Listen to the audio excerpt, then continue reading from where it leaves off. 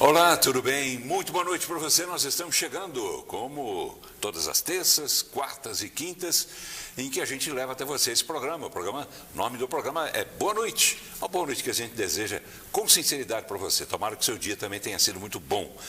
No programa de hoje, a gente vai falar de um tema que é recorrente, né? Na imprensa, é recorrente também nas casas de lei desse país, lá em Brasília.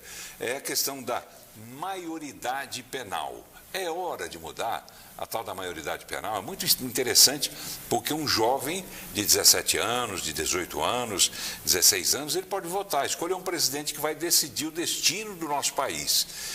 Mas não pode ser imputado criminalmente por conta de ações que ele tenha praticado irregularmente, né? De forma errada, coisas contra a lei, contra a vida das pessoas. Por que não? Se ele pode ser responsável por um determinado assunto, por que não por outro também? Esse assunto vai voltar a ser discutido muito certamente no ano de 2028, quando deverá acontecer um referendo no país decidindo sobre essa questão. Deve-se diminuir a maioridade penal para 16 anos, ou seja lá quanto for, não se sabe ainda qual será a pergunta que será feita para que você, telespectador, possa responder, mas vamos começar a discutir isso mais uma vez. Faz tempo que a gente não fala sobre esse assunto e muita gente acaba pedindo até para que nós promovamos um debate. É o que a gente vai fazer no programa de hoje. Debate porque nossos convidados são de tendências ideológicas completamente opostas. E aquela história, não é esquerda contra a direita não, porque senão a gente estaria esquecendo do centro, que é numericamente muito maior do que esquerda e direita juntos. Mas a gente vai pegar ainda assim esses pontos mais, não diria radical, mas esses pontos mais extremados de opiniões sobre o Brasil. Nós estamos recebendo para fazer essa discussão, claro, primeiro as mulheres, ladies first. Está aqui ela que é jornalista, é analista política também, a Amanda Caixeta. Tudo bem, Amanda? Boa noite. Tudo bem, Paulo. Boa noite à nossa audiência. É sempre uma satisfação estar aqui e vamos conversar sobre esse tema, né? Dá muita pauta, com certeza. Com certeza, eu tenho certeza que o telespectador vai participar, como sempre, né? Mas muito intensamente no programa de hoje. Participando aqui no programa também pela primeira vez, ele que é advogado criminalista e é assumidamente de esquerda. Ele diz que é de centro-esquerda, mas acaba, claro, se tiver que decidir entre Lula e Bolsonaro, você fica com quem? Com Lula. Lula. Doutor Eduardo Camargo, advogado criminalista. Boa noite para o senhor, seja bem-vindo. Boa noite, Paulo. Boa noite também, Amanda. Obrigado pelo convite aqui à TVC. Obrigado por ter aceito o nosso convite. Você pode participar, deve participar, é um assunto que interessa diretamente a todos nós. De repente você tem filhos, né, nessa idade que ainda está em algum aspecto marginalizado, você pode participar também, mandando a sua mensagem, a sua pergunta para esse telefone, o nosso WhatsApp, 982003223, 982003223. Por favor, eu peço isso todas as noites, mas tem algum telespectador ou outro que se esquece. Coloque seu nome, vai mandar mensagem para cá, coloca fulano de tal, bairro tal ou cidade tal, para a gente poder ter um mínimo de identificação em relação a você. Dê a sua opinião, faça a sua pergunta para os nossos convidados. Você pode também participar através dos nossos canais da TV aberta, a TV Brasil Central, juntamente com a TV Assembleia Legislativa, cada um em seu canal, mas as duas transmitindo o programa também. E você pode também assistir e mandar a sua mensagem através do canal no YouTube da TV Brasil Central, assistindo e já mandando a mensagem. Você fica ali o tempo todo naquele canal, mandando também a sua pergunta, dando a sua opinião. O programa, então, hoje tem esse título, que já apareceu, vai voltar a aparecer sempre durante o programa, Maioridade Penal. 2 pontinhos. É hora de mudar ou não? Mas a gente vai falar também de outros assuntos ligados ao dia a dia da política, tudo que vem de Brasília também que interessa a todos nós. Fique ligado. Boa noite, já está no ar.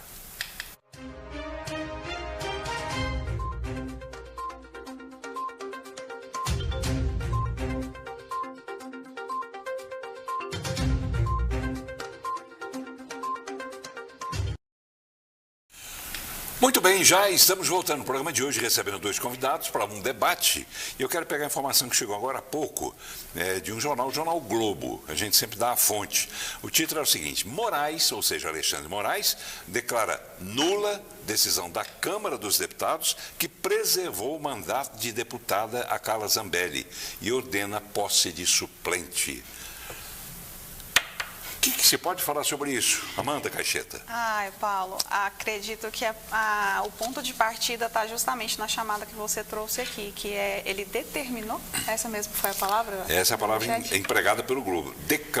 Moraes declara nula a decisão da Câmara que preservou o mandato de deputado e ordena a posse de suplente. Ou seja, mais uma vez, a Justiça, o Judiciário, o STF fazendo papel de legislador. O legislador se debruçou sobre o assunto, bem ou mal, isso não importa, mas ele tem a prerrogativa de decidir sobre essas questões que por lá passam. E a questão da Carla Zambelli, sim, passa por lá, porque ela era deputada, ainda é, não sabe, agora a gente já não sabe mais se diz que ela é ou já era.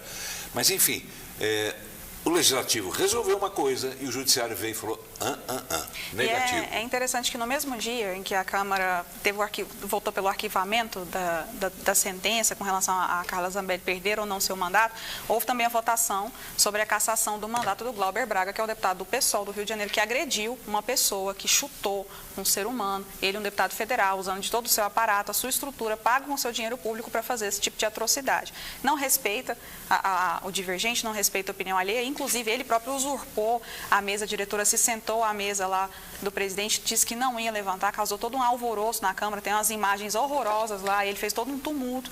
E então a Câmara decidiu lá com relação ao processo dele, e a gente não vê nenhuma manifestação do Moraes. Se eu não me engano, ele possa até estar errado na informação, parece que ele pegou 6 meses de punição, né, o mandato dele foi apenas suspenso, mas você não vê nenhuma manifestação do Judiciário. Inclusive, existem denúncias, a gente ainda não tem acesso a todas as informações de forma mais ampla, de que houve ali ameaças se tratando de emendas que seria suspenso caso o pessoal não votasse da forma como ficou estabelecido. Mas aí, no caso de uma deputada de direita, a gente vê isso aí, a determinação da suspensão por parte do Judiciário. Tá bem. Doutor Eduardo Camargo, advogado criminalista, né? Antes que a gente entre no assunto da maioridade, eu quis pegar esse fato, né, que acabou de chegar essa mensagem aqui, e a gente tem que monitorar tudo o que está acontecendo. Como é que o senhor vê, mais uma vez, não só o STF, mas principalmente Alexandre de Moraes interferindo diretamente no trabalho dos parlamentares, dos políticos? Bom, boa noite novamente, Paulo e Amanda. Eu não sabia dessa notícia, tive notícia dela aqui agora contigo. Mas tem uma coisa que é importante da gente falar, que diz a nossa Constituição.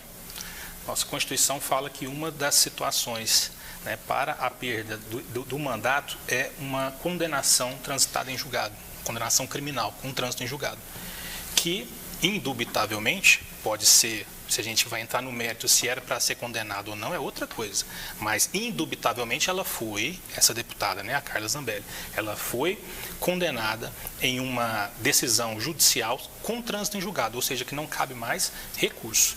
A nossa Constituição diz que essa é uma das situações em que essa pessoa vai perder o mandato. Então, aqui nós temos um impasse, na verdade, pelo seguinte: a Câmara só deveria aplicar o que o Supremo diz, né, o que o Supremo notificou ela para fazer, ou a Câmara tem a possibilidade de reverter essa situação. Pois é, como é que essa decisão foi parar na mão dos parlamentares, que agora é nula? Então, essa que é a questão. A Constituição, de uma maneira assim, muito até inteligente, em 88, ela colocou que os parlamentares, eles devem, justamente em relação à questão de divisão, né, independência de poderes, eles devem declarar essa perda do mandato. Não vai ser declarado, então, pelo Judiciário. Ou seja, a própria Constituição fala, olha, o processo corre, obviamente, no Judiciário. No entanto, finalizado o processo, o que a Câmara tem que fazer? Ou qualquer outra casa legislativa? Tem que aplicar a Constituição. Então, pelo que você disse aqui agora, né, Paulo, o entendimento foi no sentido de declarar nula, justamente porque contraria um preceito da própria Constituição Federal. E como é que o artigo a Câmara, 55. Então, como é que a Câmara realizou essa sessão para deliberar sobre esse assunto? Não deveria ter realizado. Pois é, mas como é que ela teria passado por cima da lei? Por cima da Constituição. Da Constituição, não da lei. Que é a lei maior. Que é a lei maior. Que é a nossa lei fundamental. Exatamente. Então, alguma coisa está errada, está errada. Sim. Ao meu ver, essa é uma situação que seria declaratória da Câmara. Ela não teria que entrar no mérito para falar se a condenação é justa, se é injusta, e falar a respeito da perda do mandato, se deveria ocorrer ou não. Tá bem. Enquanto isso, eu vou monitorar aqui também os principais sites de notícia, né, para ver o que é que eles dizem sobre essa questão. Vamos lá falar então, depois a gente volta sobre esse assunto também, eu quero ouvir você. Tá? Vamos falar sobre maioridade penal É hora de mudar? É o título do nosso programa de hoje. A gente vai começar a discutir aqui, já com participação de telespectador. Esse que manda a mensagem aqui é o Carlos. Carlos aparece na foto aqui com a esposa. É esposa? Espero que sim. Boa noite, Paulo. Boa noite, seus convidados. Sou Carlos Félix, do Crimea Oeste. Paulo, se os maiores, a gente já entra na história da maioridade, se os maiores não ficam presos, imagina menores. O Supremo mandaria soltar todos eles que não gostam de... Botou asteriscos aqui, não entendi, Carlos. Fica preso, fica nós na nossa casa... Ah, sim. A gente fica preso em casa e os bandidos soltos, quer dizer, além do mais, ainda vai ter essa história de meninada solta também. Vamos entender um pouco melhor o que vem a ser essa proposta? A gente tem uma fala aqui do relator da PEC, proposta de emenda à Constituição, da Segurança Pública, que é o deputado Mendonça Filho, que é do Partido União, lá de Pernambuco. Ele disse que o parecer dele incluirá a realização de um referendo em 2028 sobre a redução da maioridade penal para 16 anos em casos envolvendo crime organizado ou crimes violentos. Vamos conferir. Eu coloquei esse tema para o debate, né? Esse é um tema que ele envolveria, se porventura ele for acolhido na casa, um referendo que nós estamos tirando, inclusive, de 2026 para 2028, para que você não possa politizar eleitoralmente um debate que está muito acalorado entre direita e esquerda, mas a sociedade precisa se posicionar e se pronunciar com relação a isso. Esse é um tema que já foi debatido, foi votado na Câmara dos Deputados. Não avançou no Senado, então nada melhor do que a população possa responder a essa tese. Pessoas que cometem crimes violentos entre 16 e 18 anos, não podem ficar impunes com 3 anos em regime socioeducativo. A gente tem que mudar o regime. É o que eu defendo, mas eu respeitarei a vontade da maioria da Casa. Se a maioria depender do seu voto, Amanda, qual será o seu voto? Redução, com certeza, Paulo. Para 16?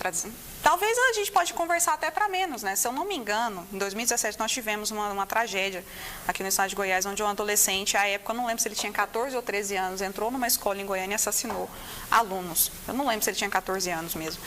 Então, assim, infelizmente existe a possibilidade de que até pessoas mais novas cometam esse tipo de atrocidade. E no caso dessa PEC em específico, é só para alguns crimes, não é para qualquer crime. Sim, claro. Então, é uma discussão importante da gente fazer. Mas o que a gente tem visto? A gente pode trazer aqui dados de reincidência, onde a pessoa tem uma ficha criminal extensa e depois ela acaba, infelizmente, progredindo e aumentando o tipo de crime que ela comete. Então, é aquele ciclo vicioso que tem. Felizmente, a gente está num estado em que houve redução de crimes violentos, em que houve redução de casos de reincidência, de crime, enfim. O fato é, jovens, crianças, adolescentes têm a possibilidade de fazer maldades, de cometerem crimes hediondos. Então, nada mais justo do que a gente dar para a população o direito dela escolher. Olha, você que já foi vítima de um jovem, de um cidadão, de um elemento criminoso de 16 anos, que roubou seu celular, gente que mata, que rouba, que estupra, por exemplo, famoso aquele caso do Champinha, citando um outro exemplo de adolescente que invadiu a escola, aquele jovem lá do Espírito Santo, que inclusive está solto, que invadiu a escola e matou 4 pessoas e deixou 12 pessoas gravemente feridas. Está solto. E aí, passou os 3 aninhos dele lá em reclusão, o que vai acontecer com ele agora? É o que disse o Mendonça também na questão de mudar essa lei nesse sentido, quer dizer, porque a partir de... O cidadão é preso com 15 anos, 16 anos. Deu 18, ele dá tchau. Quer dizer, e aí ele não pode mais ficar naquele regime de ser apreendido, né? Apreendido. Como é que faz, né? Isso tem que mudar também. Eu convido você, telespectador, a dar a sua opinião também. Mas eu quero ouvir o doutor Eduardo Camargo, advogado criminalista, que certamente tem outras milhares de histórias para contar, mas essa redução da maioridade penal, e reforçando aqui, em casos envolvendo crime organizado ou crimes violentos, isso é contra ou é a favor? Bom, Paulo, a primeira coisa que a gente tem que deixar muito claro para o telespectador é que nós temos uma maioridade penal e nós temos também um período de responsabilização. A gente não chama de responsabilização criminal porque a gente fala que adolescente não comete crime no Brasil. Então, por uma situação até da própria escolha nossa legislativa, a partir da Constituição Federal de 88 e do Estatuto da Criança e do Adolescente, a gente fala que adolescente não comete crime. Na prática... Comete crime com outro nome. É exatamente isso que eu ia falar. a gente chama de ato infracional, não é? Ou seja, é um fato análogo ao crime. Então, se foi um latrocínio, que seria para uma pessoa de 20, 30, 40 anos, para essa pessoa adolescente, a gente fala que é um fato análogo, né? Um ato infracional análogo ao latrocínio. Primeira coisa, nós responsabilizamos os adolescentes no Brasil. Essa é uma primeira questão que eu acho que é importante da gente falar. Qual a diferença? A diferença é que a gente responsabiliza de uma maneira diferente, em virtude do seu grau de desenvolvimento. Então, a partir dos 12 anos de idade, qualquer adolescente pode ser responsabilizado e são responsabilizados no Brasil. De que maneira? De que maneira? Nós temos lá no Estatuto da Criança e do Adolescente, ali por volta do artigo 112 da lei, qualquer um pode digitar aí também no Google que vai achar, nós temos algumas maneiras de essa pessoa, de esse adolescente ser responsabilizado. Começa com advertência, tem liberdade assistida, prestação de serviço à comunidade, mas as mais gravosas é justamente a internação. A mais gravosa é a internação, que também é um nome bonito para que o adolescente fique preso. Ele fica preso. É uma prisão. É uma prisão. Inclusive, sob o ponto de vista estético, né, de se ver a internação, todo mundo sempre vai falar que é uma prisão. Aqui não é um ambiente educacional, como prevê a própria legislação. Então, essa é a primeira questão que eu acho que é importante da gente deixar muito claro. Voltando à pergunta que eu fiz ao senhor, o senhor é a favor ou contra? Sou contra. Contra por quê? Sou contra na medida em que nós não devemos tratar essas pessoas, esses adolescentes, a partir de marcos que nós desenvolvemos, marcos civilizatórios, nós não devemos tratar eles da mesma maneira do que pessoas acima de 18 anos. Eu vou fazer uma pergunta para a Amanda. Amanda, você já teve 15 anos. Até eu já tive 15 anos. Com 15 anos você considera, puxe pela memória, com 15, 16, vamos botar logo os 16. Você tinha consciência plena de todos os seus atos, ao ponto de repente você, tomara que não tenha feito isso e não fez, com certeza, mas se você tivesse cometido algum ato dito infracional, você estaria sabendo daquilo que você fez? Você tinha consciência, se você teria tido consciência naquele momento, aos 16 anos? Graças a Deus e a excelente educação que meus pais me deram, sim, a ponto de não ter feito. O que não é regra. O que não é regra. E aí a gente entra num ponto interessante, Paulo, que é analisar o seguinte: existe uma estrutura onde a educação no Brasil é falha, acredito que eu e o doutor Eduardo, a gente vai até concordar bastante nesse sentido, onde a gente tem as famílias estão cada vez mais desestruturadas, a gente tem uma série de problemas sociológicos, de ordem até religiosa e moral, que uma coisa acaba implicando necessariamente na outra, porque se você tira o conceito de moral, que na nossa sociedade judaico-cristã vem desses valores, se você começa a retirar isso, você abre precedente para que qualquer pessoa olhe para uma situação, Paulo, e fala assim: não, mas isso aqui não é certo, não é errado, é relativo. Então, isso me dá licença para fazer qualquer coisa que é errado. Então, se eu não tenho uma estrutura, um pai e uma mãe, uma família, né, que vão ali, que, você não pode fazer isso porque isso aqui é errado. Mas tem um Estado que acaba, às vezes, fomentando, porque tem muita aquela cultura até, de adolescentes que são problemáticos e tudo. Não, mas você não pode brigar comigo, você não pode me colocar de castigo, você não pode me dar uma varadinha aqui, senão vou chamar o Conselho Tutelar. Particularmente, eu conheço alguns casos de adolescentes bem problemáticos que aconteceu isso. Então, você tem toda uma estrutura. Mas, infelizmente, está sendo cada vez mais numeroso, né? Exatamente. Esse caso. Então, sim, é uma discussão muito ampla quando a gente vai para esse sentido. Mas o fato é, se você proporciona para o jovem um ambiente, família, pessoas, professores, desde o ensino básico ali, ensinando o quê? Existe uma moral que precisa ser preservada, que precisa ser seguida, que não é correto eu dar um tapinha no coleguinha, não é correto eu roubar um apontador, que não é correto eu matar uma pessoa, entende? Se existe algo por trás disso, eu tenho certeza que a gente vai ver esses índices diminuindo. Mas não é a regra que tem acontecido. A gente está vendo uma sociedade cada vez mais desmoralizada. Deixa eu lembrar vocês mais uma vez, e o telespectador também, que fique avisado. A gente imaginou fazer um debate aqui hoje entre vocês dois. Né? Então, fiquem à vontade para um contraditar o outro, para fazer perguntas um para o outro, enfim, para exporem o ponto de vista de cada um, porque isso vai ser rico, né, para o telespectador formar a própria opinião dele também. Telespectador, Pastor Vital assistindo o programa. Boa noite, pastor. A opinião dele é que esses menores criminosos têm que pagar pelos seus atos. Sou a favor da pena severa e também da redução da pena, consequentemente, porque eles têm consciência do que estão fazendo. Só tem irmãos, jovens, filhos? Na sua família é tão privilegiada quanto a da Amanda, assim, ao ponto de dar aos senhores, imagino que sim, o senhor é advogado, darem educação, darem uma qualidade de vida boa, ao ponto de vocês não correrem risco de fazer esse tipo de coisa que está em discussão aqui nesse programa. Mas não é essa a realidade, não é a regra no Brasil, infelizmente. A gente vê que cada vez mais as pessoas estão vindo sem mínima condição de subsistência. Estou falando nem de ter vida boa, não. De subsistência. Não tem comida que deveria ter, como diz o próprio presidente Lula. Já falou isso em 3 campanhas dele e tenho certeza que na próxima ele vai falar que o sonho dele é fazer com que as pessoas tenham pelo menos 3 refeições ao dia. Quer dizer, isso é a confirmação disso tudo que eu estou dizendo. As pessoas não têm alimentação, não têm moradia, não têm emprego, não têm educação.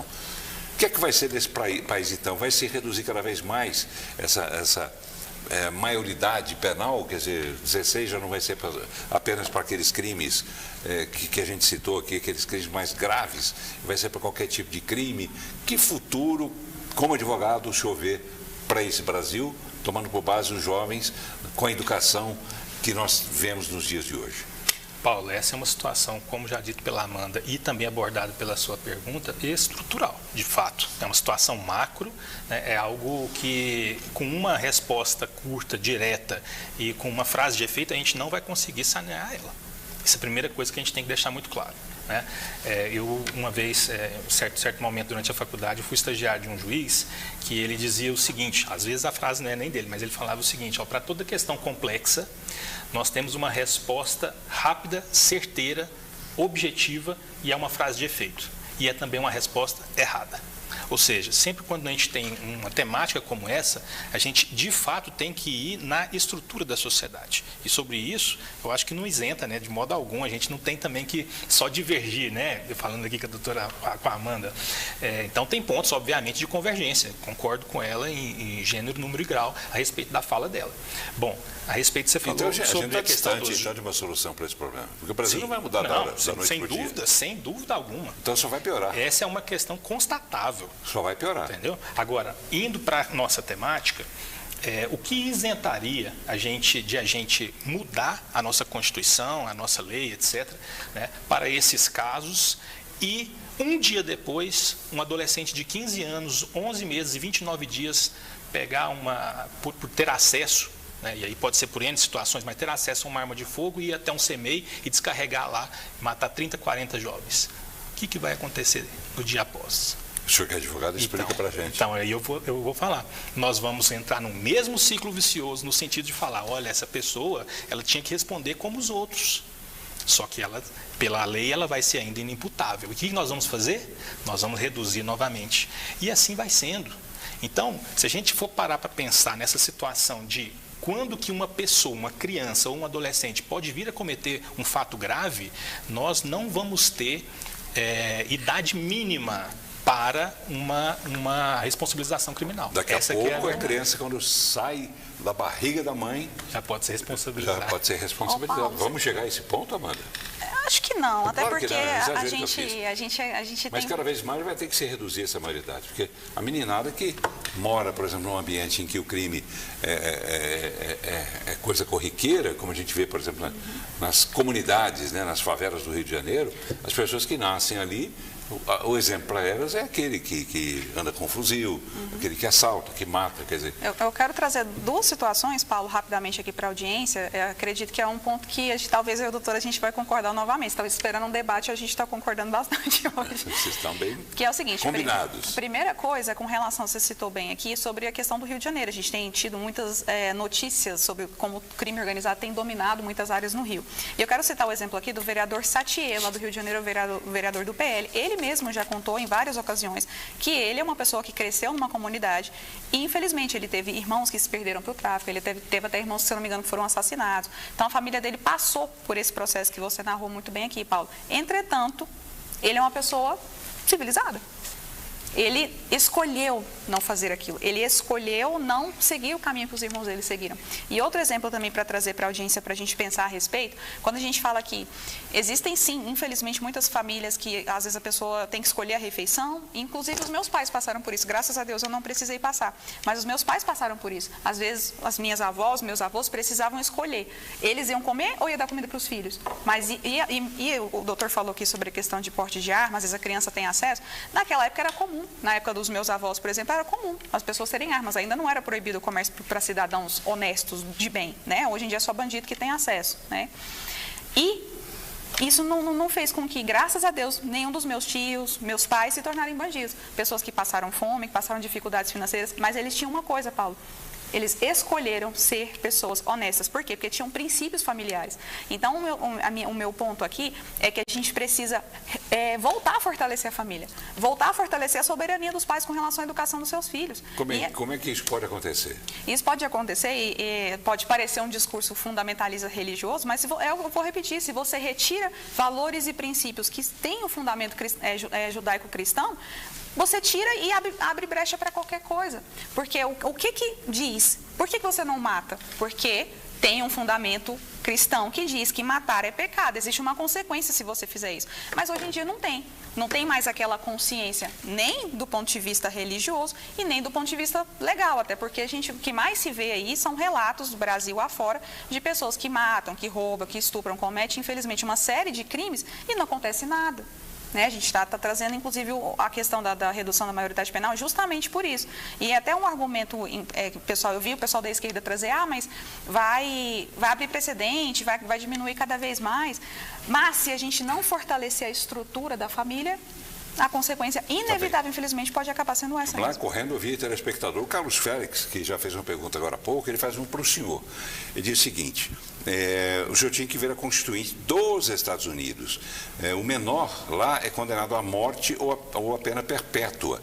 O que o menor aqui no Brasil sabe fazer é filho, sabe votar, sabe tirar a vida de um pai de família. Por que não pode também ter pena de morte para essas pessoas? Ele já radicalizou, mas ele minimiza. Pode ser perpétua também. Eu sou a favor.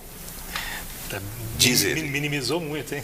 Diz ele. Bom, eu penso que hoje, principalmente o exemplo que ele deu, né, dos Estados Unidos da América, eu acho que nós não podemos utilizar os Estados Unidos da América para muita coisa, sob o ponto de vista legal, né? Legal e de implementação de direitos hoje não. Essa é a primeira coisa. Segundo, por que nós temos que fazer igual? Porque se for uma questão unicamente do meu achismo e eu conseguir um país no mundo que faça da forma que eu acho, eu vou sustentar isso dali e pronto. Então, acho que o debate tem que ser mais substancioso. Essa que é a questão. Eu acho que o debate tem que ser um pouco mais substancioso do que unicamente falar. Faça isso. Do que unicamente falar o seguinte, eu tenho um país aqui que eu sei que é da forma como eu gostaria que fosse aqui. Isso por si só... Mas isso não vale? Não é que não vale. A questão é, isso é suficiente? Sim, mas não tem muita coisa que se copia dos Estados Unidos ou de outros países? Exatamente. E o que deve ser bom, o que é bom de lá deve ser copiado. Não falo nada a respeito disso. Nós hoje na legislação, nós copiamos muitas coisas lá dos Estados Unidos, nos últimos 10, 15 anos. Tá certo? Sob o ponto de vista criminal. Todas essas questões relacionadas à delação premiada, colaboração premiada, essas questões foram todas trazidas de lá. E foram, ao meu ver, situações importantes, benéficas para nós, enquanto legislação, tá certo? Mas isso não quer dizer que eu vou... Esqueça a cópia. Eu imagino qual vai ser essa resposta, mas eu tenho que fazer a pergunta até para reforçar a pergunta do telespectador. Claro. O senhor acha que não deve haver redução? Não. Não. Muito menos pena de morte. Essa é uma questão que nós não podemos nem falar a respeito diante da nossa Constituição. É simples assim. Sim, mas a Constituição está aí para ser mudada menos nas cláusulas pétreas. Nas cláusulas pétreas. Pois é, mas essa é uma cláusula pétrea. Então, mas pode se mudar pelo menos para perpétua. Pois é, mas isso não pode, tá certo? Isso não pode, porque nós não temos pena de caráter perpétuo, nós não permitimos pena de banimento, penas cruéis e também pena de morte, salvo em caso de guerra declarada. Então, isso é uma cláusula pétrea do nosso Estado Democrático de Direito. Então, não é uma questão unicamente de achismo, é que nós não podemos sequer ter uma proposta de emenda a alterar essa situação. E só para concluir isso, o que a gente não pode mexer dentro da Constituição Federal. Nós não podemos, dentro dos direitos e garantias fundamentais, e um deles é esse que nós estamos falando agora, nós não podemos vulnerar, nós não podemos diminuí-lo, nós podemos aumentá-lo. Jamais podemos ter uma proposta de emenda à Constituição para isso, para que nós tenhamos, por exemplo, pena de caráter perpétuo ou pena de morte. Tá, e como é que a gente deve conviver, então, com esse tipo de coisa? Porque os menores, a gente vê claramente, abertamente, vou citar mais uma vez o Rio de Janeiro. Aqui em Goiás também, a gente já teve muito isso também de menores, formando quadrilhas também, formando grupos, formando bandos, latrocínio, etc, etc. Me explica, então, me ajuda a entender, doutor Eduardo. A gente vai ter que aprender a conviver com eles, como disse um telespectador. A gente vai ter que ficar preso em casa e os bandidos vão ter cada vez mais liberdade de agir nas ruas, inclusive entrando dentro das nossas casas?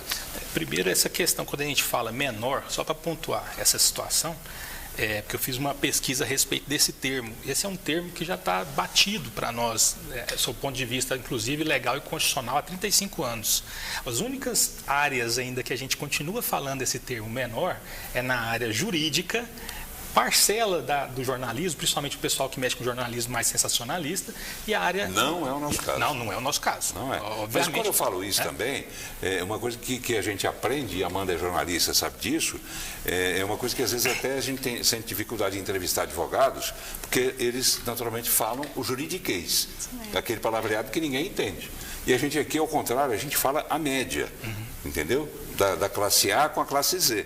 E a gente faz pela média. É uma linguagem assim acessível a todo tipo de público. Então, quando fala menor, é muito mais fácil do que falar, por exemplo, o que o senhor substituiria? Menor por quê? Qual seria a expressão? Não sou nem eu, não. Porque senão fica achando que sou eu por mero capricho. Mas pela sua profissão, o senhor usa outra... criança e adolescente. Então, a área médica, a área da educação, a área da assistência social, todas as outras áreas lidam há 35 anos com essa expressão.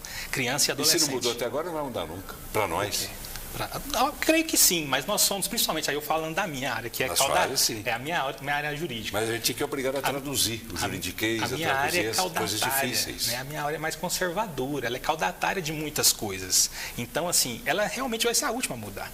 Por isso que eu estou dizendo que essas outras áreas todas já mudaram. Ninguém lida mais com menor. Todo mundo fala sempre em criança e adolescente. Né? Mas, indo à questão que você falou... Essa história do politicamente correto, você vai me perdoar também, mas cansou. Bom, cansou. Claro que eu não vou querer mudar o que é certo, o que é correto. Mas, assim, ser tão precioso ao ponto de querer fazer esse tipo de observação, parece assim um mimimi até.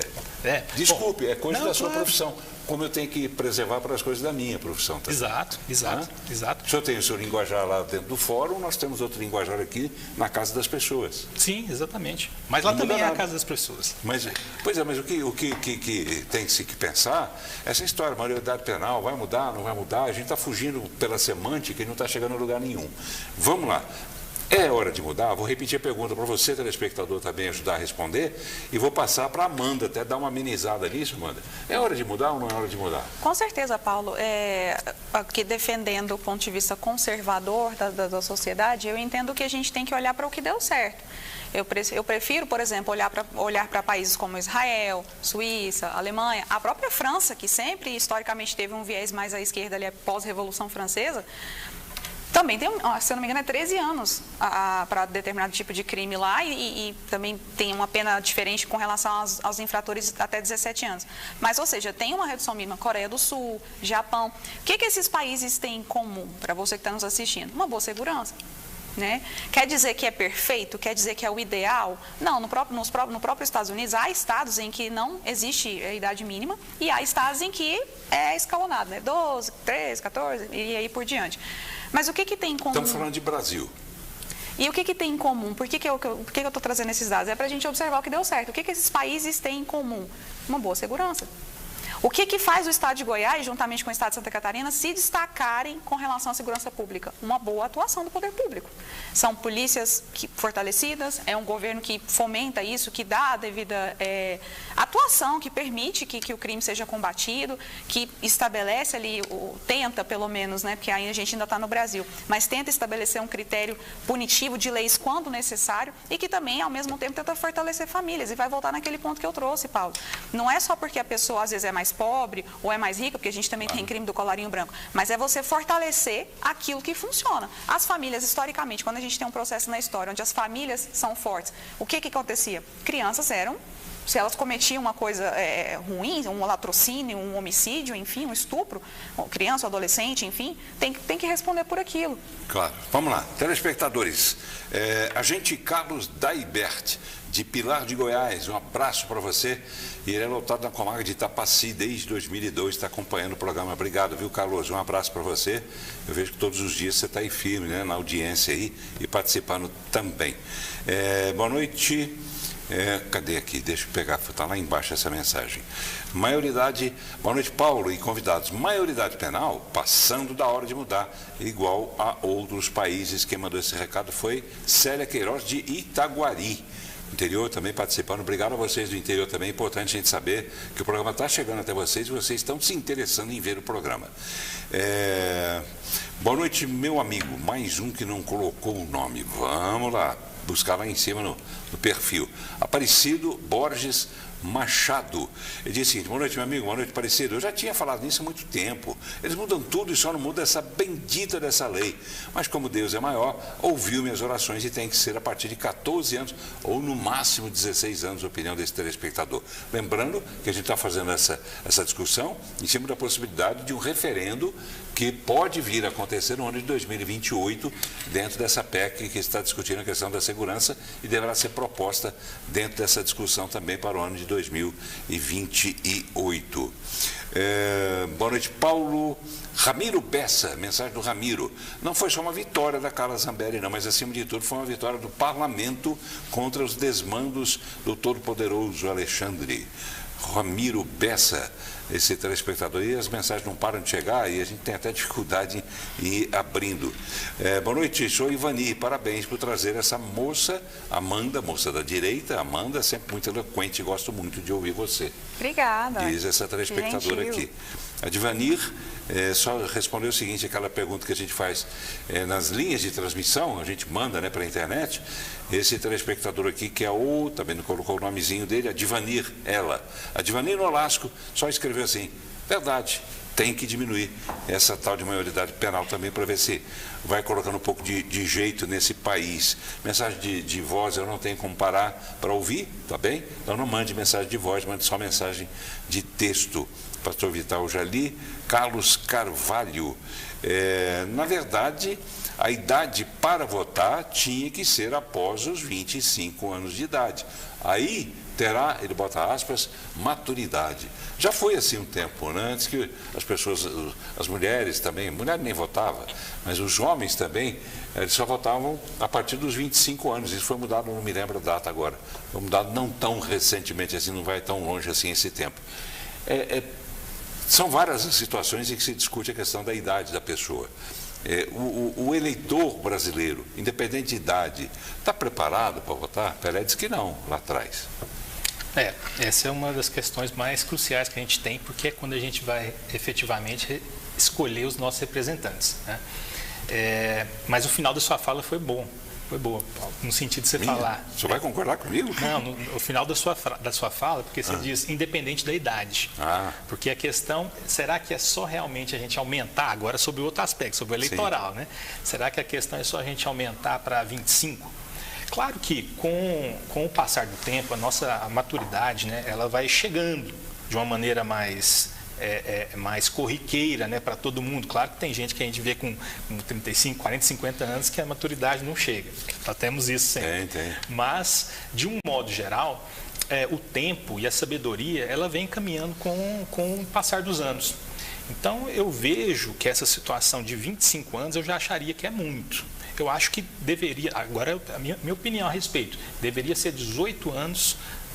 Nós sabemos que faz 20 anos, né, que isso mudou para 16, com a possibilidade para 16, e teve um certo contexto naquela época, né, que pegou os adolescentes de 16 até 18 incompletos para poderem votar. Eu mesmo fui um que, pela primeira vez, já conseguiu votar com 16 anos. Votei com 16 anos. Agora, se eu comparar... Você se arrepende desse voto? Não me arrependo do voto. em si. Até porque eu fui, né, não era obrigatório, mas eu fui, eu gostei sempre gostei de ir, fazer votação, etc. Até antes, quando eu era criança e adolescente, ia com meu pai para ganhar aquela pitula, né? Não sei se vocês se lembram da época, né? Então a gente ia para vários pontos fazer essa votação. Então sempre gostei muito disso. Mas se eu comparar a minha mentalidade lá daquela época com hoje, realmente a distância é muito grande. Agora, é claro que também nós não podemos fazer um conselho dos anciões, né? No sentido de colocar só quem tem uma certa idade, acima de 30, 40 anos, para poder votar.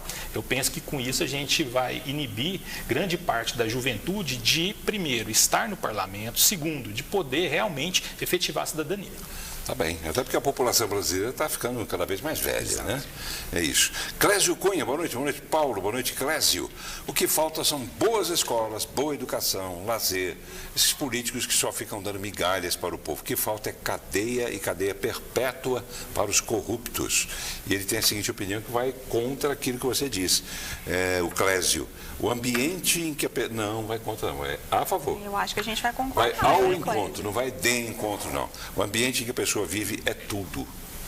Isso influencia com certeza. E repito, não é porque influencia que é o fator determinante. O exemplo que eu citei aqui, o vereador do Rio de Janeiro, o Satie, que ele vem, infelizmente, de uma família com histórico criminal. Teve irmão, parece que assassinado, preso, cresceu, parece que ausente até do próprio pai, o que infelizmente também é algo que acontece muito. E existe até um dado, me foge aqui o nome da pesquisa mais recente, que trata sobre a questão da facilidade, não facilidade, mas assim... Tem uma comparação de que quando uma criança ela cresce sem a presença do pai, ela tende a incorrer ali no mundo do crime. É uma regra? Não. É claro, a gente defende do lado conservador aqui da história que a pessoa, o indivíduo, ela pode fazer escolhas, exemplo do vereador Satie. Mas sim, se você tem uma família que não tem valores sólidos de ensinar o que é certo e errado, que não tem um pai que chega e fala assim, deixa eu te falar um negócio, você não pode fazer isso não. Por quê? Porque tem uma lei, porque existe o certo e existe o errado. Mas o que é ensinado hoje em dia, Paulo? A criança hoje em dia é ensinada que ela pode, se ela nasce menina, ela pode até ser menina. Entende? Não respeita-se a biologia, não respeita a biologia do próprio corpo. A pessoa vai respeitar o quê? Então, é aí que a gente precisa bater. A gente precisa voltar a falar a verdade. Que a criança tem opção, liberdade, desde criança, desde pequena, a escolher o próprio sexo? Não, o que se fala é o seguinte, o reconhecimento dela própria não deve ser engendrado por questões extra do que ela própria pensa. Ou seja, naquele sentido de que aquela família margarina que a gente costuma ver, né, que tem o pai, tem a mãe, o pai arrimo de família, a mãe, 2 filhos, uma chaminézinha lá na casa, um cachorrinho do lado fazendo auau. Então, esse tipo de família, ela obviamente sempre vai existir. Agora, a questão é o único tipo de família possível? Claro que não. E aí é claro que não, né? É obviamente que não. Então, outros tipos de família, inclusive pessoas, eu tenho colegas, né? Colegas inclusive da faculdade, de onde eu leciono, que estão na fila para fazer adoção. Ele é um casal, né? Os dois homossexuais é um casal e eles estão na fila para fazer adoção. Isso quer dizer que, pelo fato de os dois serem homossexuais e virem a adotar um menino ou uma menina, alguém, etc. Isso por si só vai fazer com que essa criança ela desenvolva alguma coisa, algo nelas que assim mais à frente pode aflorar na situação criminal, que é a nossa temática básica aqui.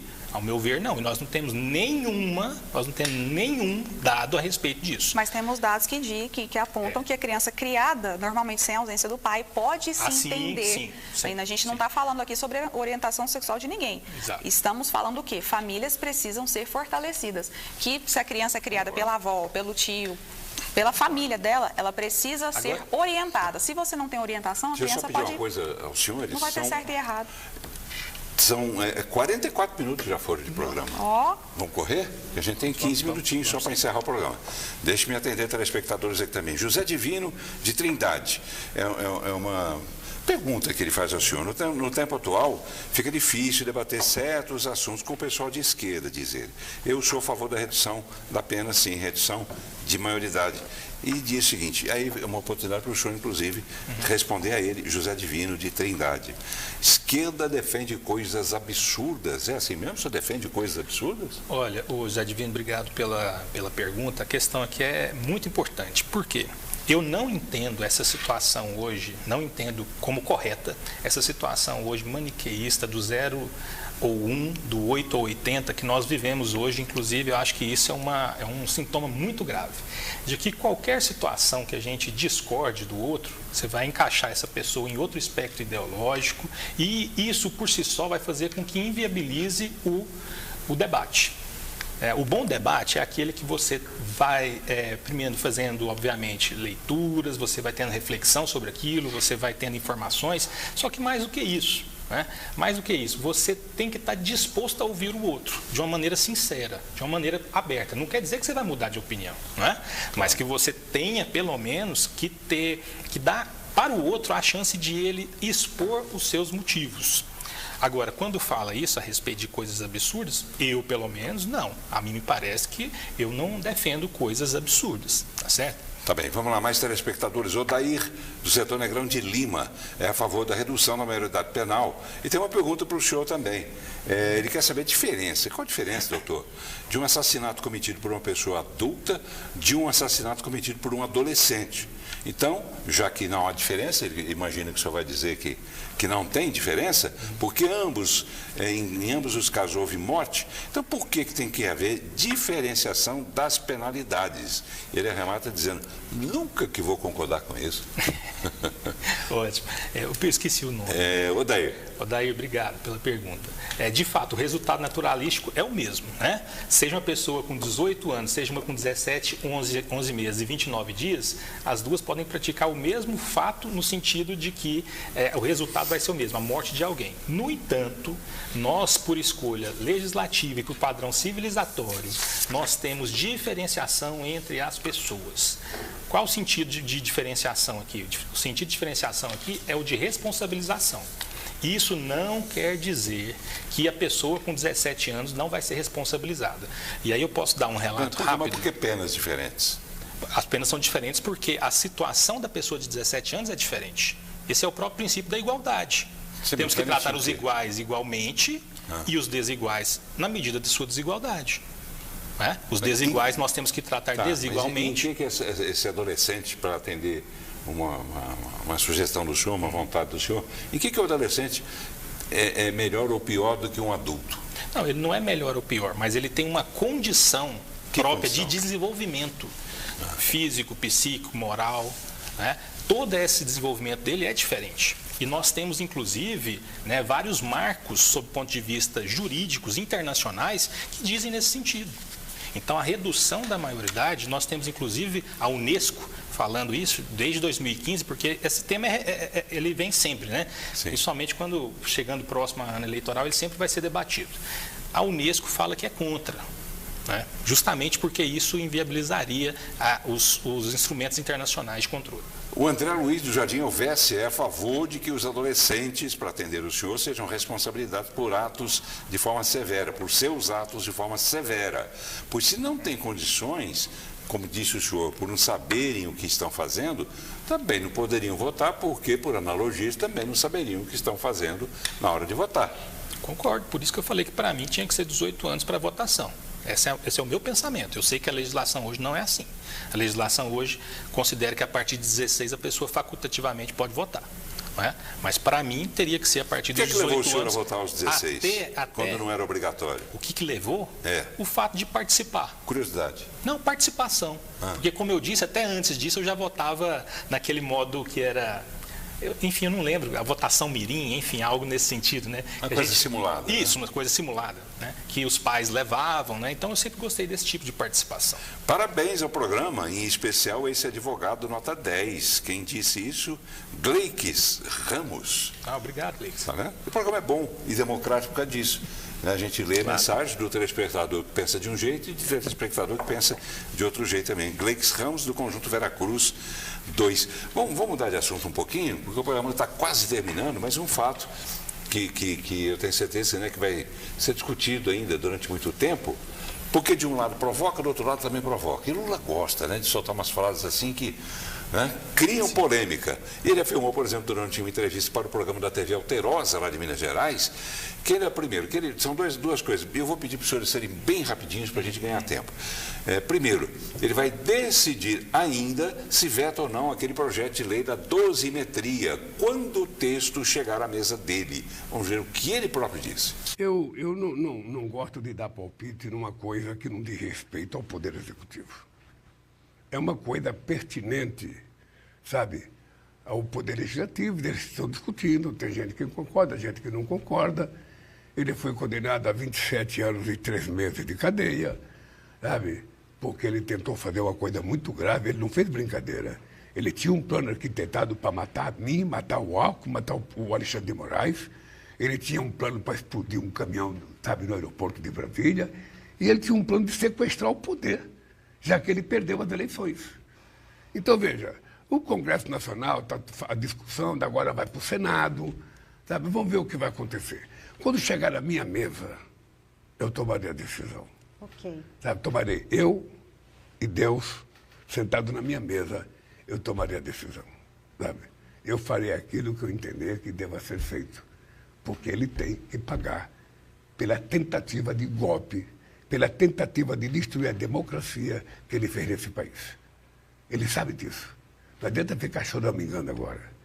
Se ele tivesse a postura que eu tive quando perdi 3 eleições, se ele tivesse a postura que teve o PSDB quando perdeu 3 eleições, se ele tivesse a postura de todo mundo que é democrático e que respeita as instituições, ele não estaria preso.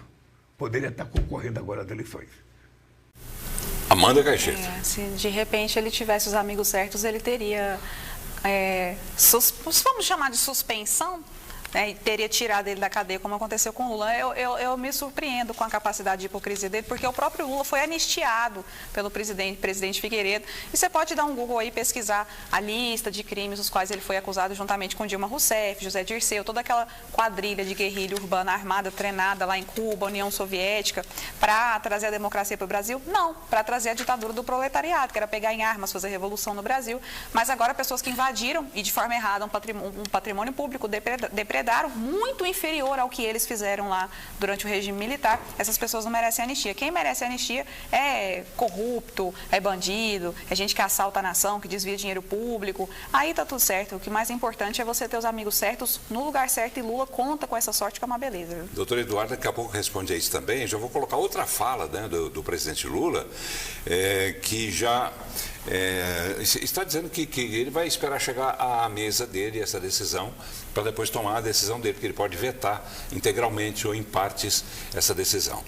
Mas não custa lembrar também que o presidente Lula já orientou os ministros dele, orientou a equipe dele e, claro, certamente já deve ter orientado também os parlamentares da base dele no sentido de ir contra essa pretensão de anistia ou de dosimetria, que é o que você pretende fazer. Dosimetria, até trouxe aqui, que é um texto, né, que foi aprovado pela Câmara e está em análise no Senado. Rapidamente, estabelece o seguinte: crime de golpe de Estado absolveria o de abolição, quer dizer, englobaria o outro, o senhor que é advogado pode explicar melhor que eu, absorveria o de abolição violenta do Estado democrático de direito, reduzindo o tempo total de condenação. E, segundo, estabelece também a progressão de regime após cumprimento de 1/6 da pena, mais rápido do que a regra atual, que é de 1/4. Bolsonaro, por exemplo, foi condenado a 27 anos e 3 meses, e, bem resumidamente, se esse projeto for sancionado, ele vai cumprir, espera-se, prevê-se, cerca de 2 anos e 4 meses em regime fechado, segundo estimativas da equipe do relator Paulinho da Força, que é do Partido de Solidariedade. Vou colocar outra fala aqui, ainda sobre isso, sobre a lei da dosimetria, uma fala do deputado federal Nicolas Ferreira, que é do PL de Minas Gerais, que alertou: se Lula resolver vetar o projeto de lei, o veto vai ser derrubado. Vamos ver. Se ele vetar, vai ter todo o processo aqui na Câmara, e eu não tenho dúvidas que a gente derruba esse veto. Não tenho dúvidas. Então, é possível, mas eu não estou prometendo isso para caso isso não acontecer. O pessoal fala: fizeram isso para passar Natal e não passou Natal nem Ano Novo. A gente quer garantir que esses reféns do dia 8 estejam libertos na sua parcela, 17 anos para baixo. Sabemos que os outros demais personagens é muito mais difícil pelo cenário político que nós estamos lidando. Não é uma questão jurídica. E digo mais, para mim é uma questão pessoal do ministro Alexandre de Moraes com Jair Bolsonaro. Esse é o ponto.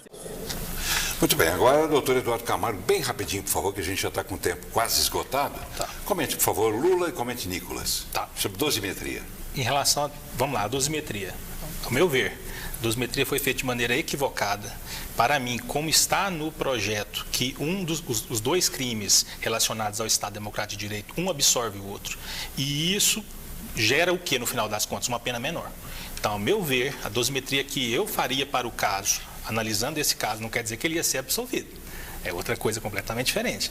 Mas um crime absorve o outro desses dois que você falou. Ou seja, um foi meio para o outro. O atentado violento ao Estado Democrático de Direito foi meio para a finalidade do golpe de Estado. Em virtude disso, pela técnica jurídica processual e direito penal, para mim os dois não deveriam ser somados às penas. Essa é uma questão, então. Bem rápido, por favor. Tá. Essa é uma questão. A respeito do veto, é muito claro, politicamente, que essa proposta vai ser vetada, ainda que em parte, e que vai ser derrubada pelo Congresso. Né? Quanto a isso, eu não tenho nenhuma dúvida. E Lula vai sancionar? Lula vai sancionar ou... Não, isso que eu estou dizendo. Ele, no máximo, vai sancionar parcialmente. Parcialmente? No máximo. Passa apenas com o que interessar a ele politicamente? No máximo, no máximo. Tá bem. Lula, mais uma vez, durante essa entrevista, a TV Alterosa, Lula reafirmou com convicção, mais uma vez, a gente já colocou isso aqui dias atrás, de que a oposição vai perder a eleição no ano que vem. Vamos ver. A gente não escolhe candidato. A gente não escolhe candidato adversário. Sabe, eu não vejo toda hora Caiado, eu vejo toda hora Tarcísio, eu vejo toda hora Zema, eu vejo toda hora Flávio, Michele, Eduardo, Bolsonaro, sei lá, daí inventa um monte de nome.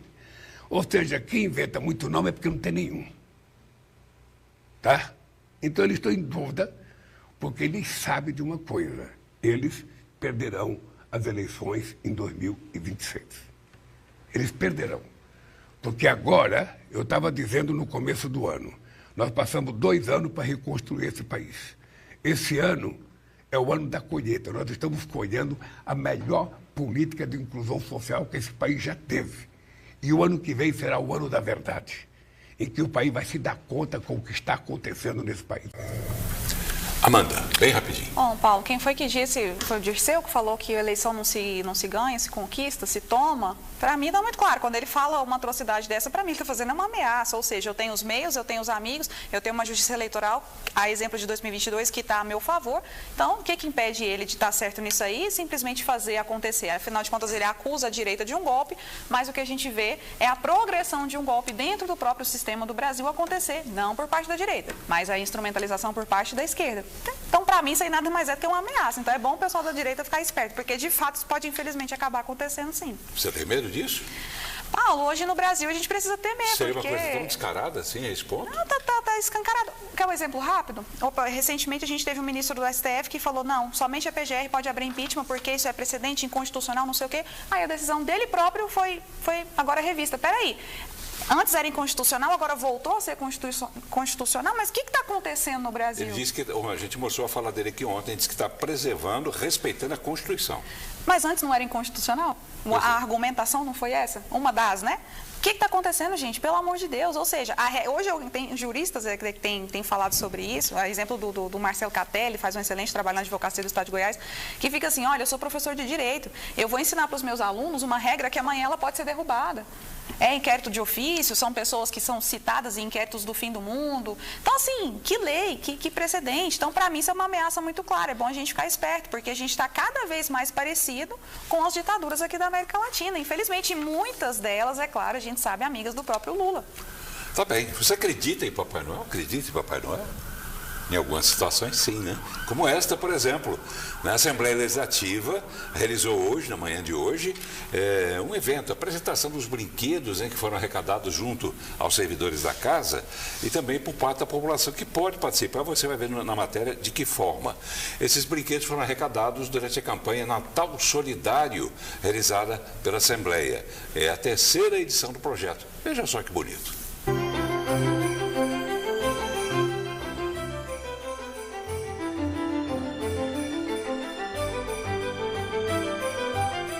Uma verdadeira festa marcou a abertura oficial da 3ª edição do Natal Solidário da Assembleia Legislativa.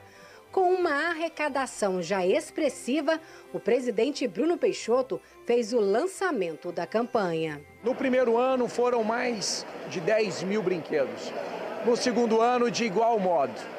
Este ano já superamos 20 mil brinquedos. Fico muito feliz mesmo dos servidores, servidoras da Assembleia Legislativa terem trabalhado muito para a realização deste belíssimo evento de arrecadação. Os deputados e deputadas estaduais de igual modo. Várias empresas estão fazendo doações de brinquedos, entidades. Eu entendo que nós estamos trabalhando muito durante todo o ano, contribuindo de uma maneira significativa para a melhoria da qualidade de vida da população. A campanha Natal Solidário da Assembleia Legislativa é aberta ao público. As doações podem ser feitas aqui mesmo no saguão da casa até o próximo dia 19. O deputado Coronel Adailton está coordenando a arrecadação dos brinquedos.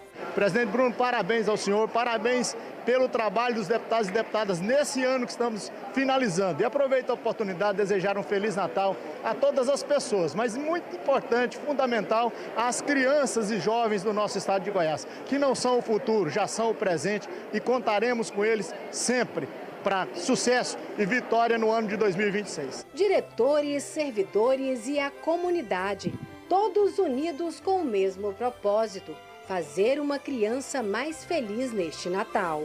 Por meio destes brinquedos, a Alego se solidariza, se integra e se faz com as pessoas que realmente querem um pouco de felicidade neste Natal. Então, Feliz Natal a todos e todas e um próspero Ano Novo.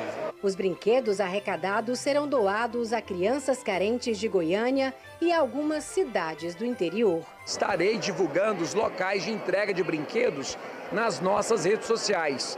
Bruno Peixoto Oficial. A primeira já está marcado para o dia 13, ali no Della Pena, logo na divisa com São Marco, na região noroeste. Nós vamos estar divulgando as outras datas de entrega. Será distribuído aproximadamente 15 mil brinquedos na capital e mais 15 mil brinquedos para os municípios goianos. E eu quero desejar um Feliz Natal, um ano novo repleto de muita paz, de muita saúde, de muita felicidade. E essa maneira, nesse Natal, que a gente possa contribuir de alguma maneira para a alegria de muitas crianças. É isso, né, presidente? Parabéns, presidente. Né? O senhor comanda essa equipe toda, da qual faço parte também. A gente também colaborou, assim como outros departamentos, todos os departamentos colaboraram, né? Ficou todo mundo apreensivo. Temos que lembrar das crianças, né? Faltou brinquedo, vamos colocar mais, enfim, tudo pensando nesse objetivo traçado pelo presidente Bruno Peixoto, no sentido de lembrar, né, que Natal tem muita criança, infelizmente, ainda nesse país que não sabe o que é um presentezinho, o mais simples que seja. Não é verdade? Com certeza. Então a gente fica feliz em ver o resultado disso. O presidente falou sobre o aumento, né, do número de brinquedos a cada ano que passa, essa arrecadação toda. E a gente quer ver crianças felizes, né? Pelo menos todos os dias do ano. Só isso, 365 dias do ano. Amanda Caixeta, obrigado por ter vindo mais uma vez. Boa noite para você. Muito boa noite, Paulo. Obrigada à nossa audiência. Doutor Eduardo, até a próxima. Doutor Eduardo, até a próxima. Obrigado também por ter vindo. Boa noite para o senhor. Eu que agradeço a oportunidade. Muito obrigado. Eu que agradeço. E agradeço você também, telespectador. Um grande abraço para você. Tchau.